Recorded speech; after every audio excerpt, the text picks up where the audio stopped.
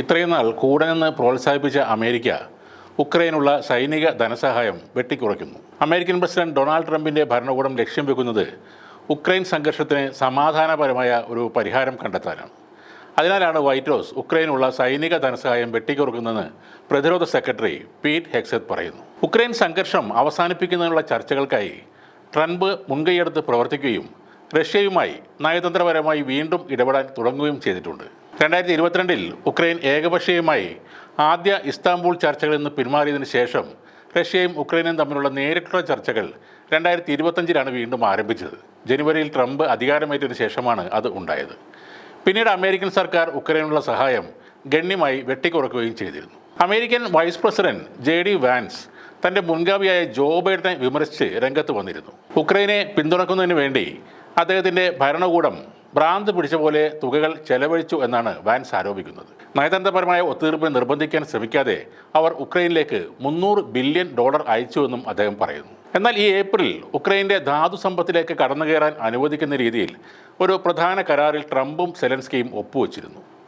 ബൈഡൻ്റെ കീഴിൽ ഉക്രൈനായി ചെലവഴിച്ച $100 ബില്യൺ തിരിച്ചുപിടിക്കാൻ അമേരിക്കയ്ക്ക് ഇതൊരു മാർഗമാകുമെന്നും അദ്ദേഹം പറയുന്നുണ്ട്. അമേരിക്ക നൽകുന്ന വ്യോമ പ്രതിരോധ സംവിധാനങ്ങളുടെ നിരന്തരമായ ക്ഷാമവും സമീപ മാസങ്ങളിൽ അമേരിക്കയിൽ നിന്നുള്ള സഹായം കുറഞ്ഞു വരുന്നതും വ്ളാഡിമിർ സെലൻസ്കി പലപ്പോഴും ചൂണ്ടിക്കാണിച്ചിരുന്നു.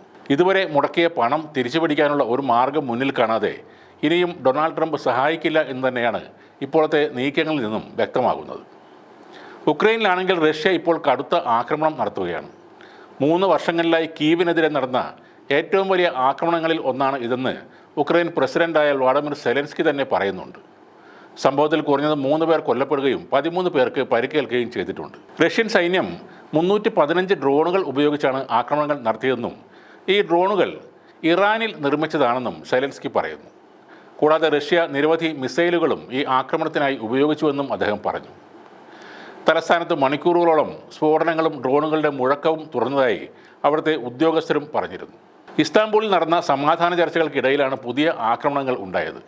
ഇരുപക്ഷവും ഉറച്ച നിലപാടുകൾ എടുത്തതിനാൽ ചർച്ചയിൽ കാര്യമായ പുരോഗതി ഉണ്ടായതുമില്ല. റഷ്യ ഇപ്പോൾ ഇറാൻ, ഉത്തര കൊറിയ എന്നീ രാജ്യങ്ങളുടെ പിന്തുണയോടുകൂടിയാണ് ആക്രമണം നടത്തുന്നത്.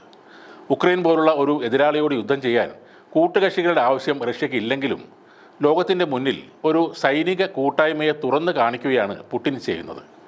ഉത്തര കൊറിയയും ഇറാനും ഇനി ഒറ്റപ്പെടില്ലെന്നുള്ള ഒരു പ്രസ്താവന കൂടിയാണത്.